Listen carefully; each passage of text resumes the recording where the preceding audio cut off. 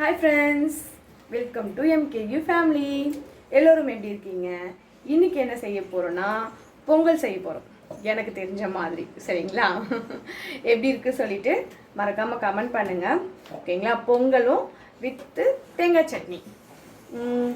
தேங்காய் சட்னி உடைச்சக்கல்ல நல்லா போட்டு தேங்காய் சட்னி செய்ய போறோம். வாங்க வீடியோக்குள்ள போகலாம். ஒரு டம்ளர் அரிசி,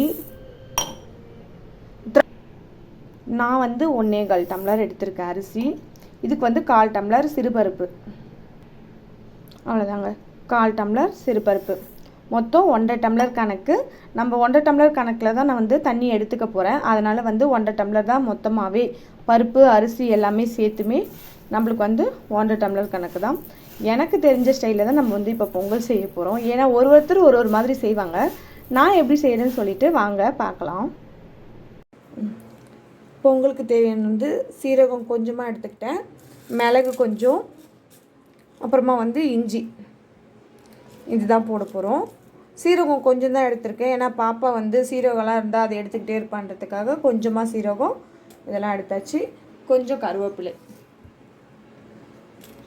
எடுத்தாச்சு. வாங்க தாளிக்கலாம். இப்போ குக்கர் வச்சாச்சு. குக்கரில் கொஞ்சம் தேவையான அளவு எண்ணெய் ஊற்றிக்கலாம். நான் தாளிச்சிருவேன். தாளிச்சிட்டு அப்படியே நம்ம அரிசி பருப்பு எல்லாமே போட்டுப்பேன். இப்போ எண்ணெய் சூடாக இருக்கும். நம்ம ஃபஸ்ட்டு சீரகம் மிளகு எல்லாமே போட்டுக்கலாம். இஞ்சியுமே சேர்த்தே போட்டுக்கலாம்.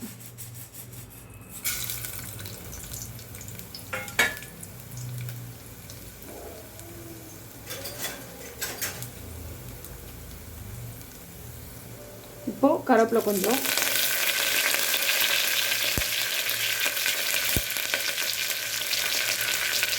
லைட்டாக வதக்கிட்டுக்கலாம்.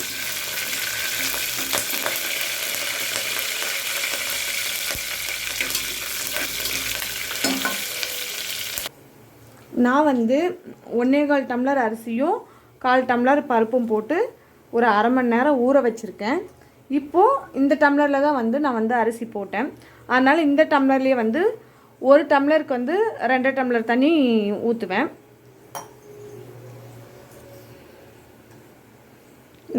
இந்த தண்ணியை நம்ம ஊற்றிக்கலாம். இந்த தண்ணியை ஊற்றுறப்போ அது இன்னும் கொஞ்சம் டேஸ்ட்டாக இருக்கும். இப்போ மொத்தம் 1 டம்ளர் ஊற்றிருக்கேன்.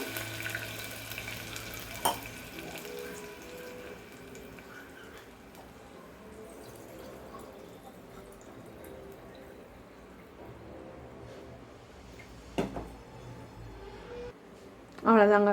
நான் மொத்தமாகவே 1.5 டம்ளர் அரிசிக்கு 3.25 தண்ணி ஊற்றிருக்கேன். தேவையான அளவு உப்பு போட்டுக்கலாம். நாங்கள் ரொம்ப பொங்கல் கொலையை விட்டு சாப்பிட மாட்டோம், ஓரளவுக்கு தான்.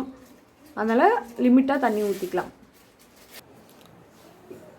தேங்காய் சட்னி அங்கே தண்ணி கொதிக்கிறதுக்குள்ளே நம்ம தேங்காய் சட்னிக்கு ரெடி பண்ணிக்கலாம். ஆல்ரெடி கொஞ்சம் தேவையான அளவு உடச்சக்கல்ல போட்டு வச்சுருக்கேன். இதோடுமே தேங்காயும் போட்டுக்கலாம். தேவையான அளவு தேங்காய் எடுத்தாச்சு. ஒரு 4 பச்சை மிளகாய் போட்டுக்கிறேன். இப்போ தண்ணி நல்லா கொதிச்சிருச்சு. நம்ம அரிசி போட்டுக்கலாம். ஆல்ரெடி ஊற வச்சுருக்கோம்ல, அரிசி போட்டுக்கலாம்.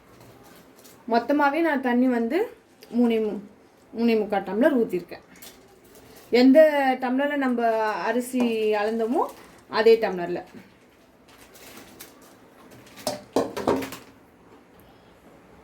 அவ்வளோதான். நம்ம வேணுன்றது இது பண்ணியாச்சு.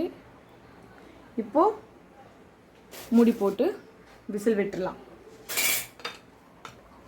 நான் ஒரு 3 விசில் விடுவேன். 3 விசில் முடிஞ்சு கடைசியில் ஆஃப் பண்ணிவிடுவேன்.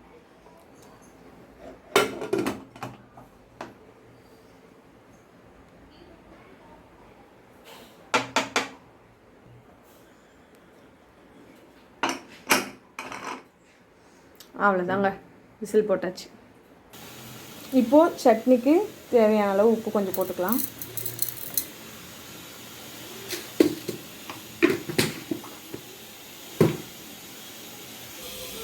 அரைச்சிக்கலாம்.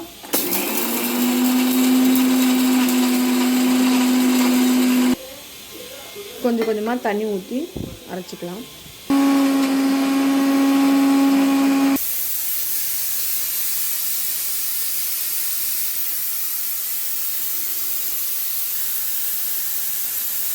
ரெண்டாவது விசில் வருது.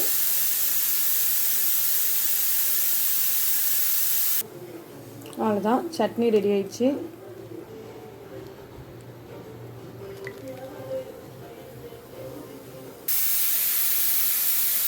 மூணாவது விசில் முடிஞ்சிச்சு, ஆஃப் பண்ணிடலாம். இப்போது தாளிக்கிறதுக்கு வந்து போட்டுக்கலாம்.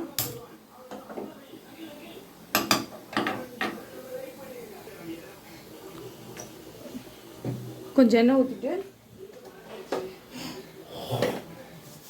கடுகு மட்டும் போட்டு கருவேப்பிலை கொஞ்சம் போட்டுக்கலாம். சட்னிக்கு தான் தாளிக்கிறோம்.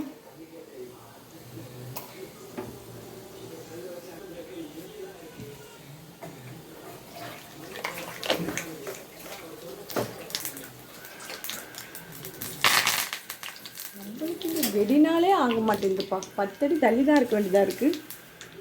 Okay,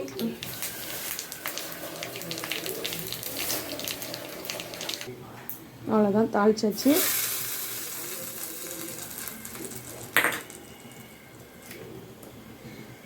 chutney ready. பொங்கல் எப்படி வந்திருக்குன்னு பார்ப்போம்.